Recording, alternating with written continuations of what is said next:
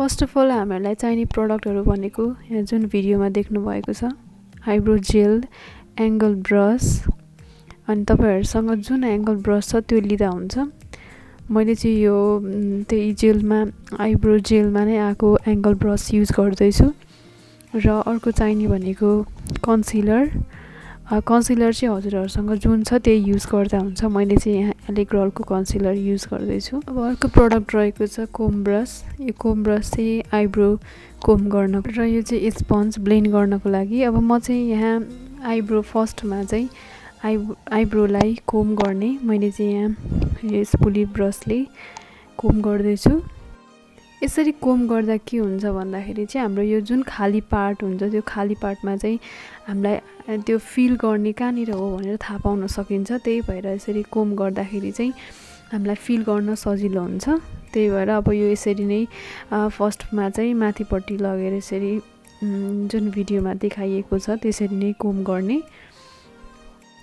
अब खाली पार्टमा चाहिँ आइब्रो जेलले थोरै प्रडक्ट लिएर जुन खाली पार्ट छ त्यहाँबाट चाहिँ स्टार्ट गर्ने।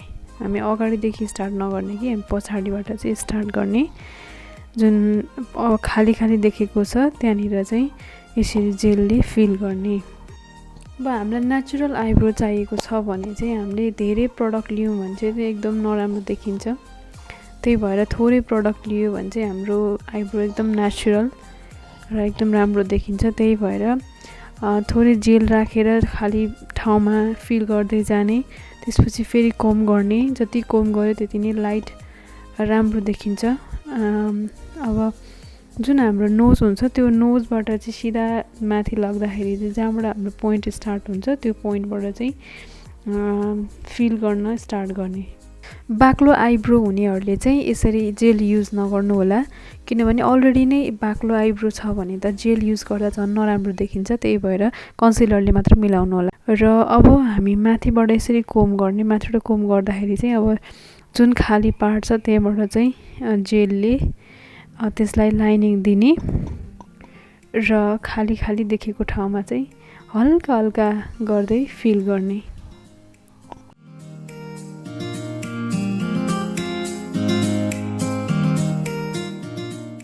अब हल्का आइब्रो पाउडरले जहाँ खाली देखेको छ त्यहाँ हल्का हल्का गर्दै फिल गर्ने।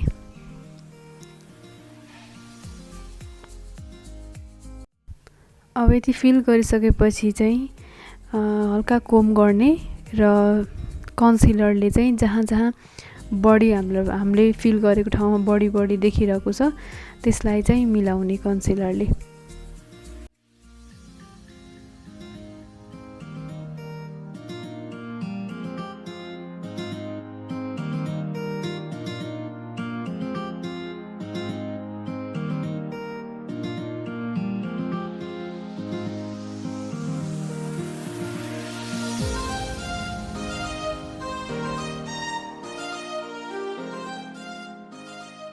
अब यति गरिसकेपछि लास्टमा एकचोटि फेरि कोम गर्ने। यसले गर्दाखेरि चाहिँ एकदम नेचुरल देखिन्छ eyebrow.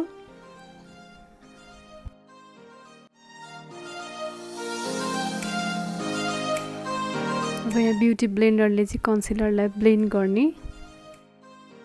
Okay, now it's done.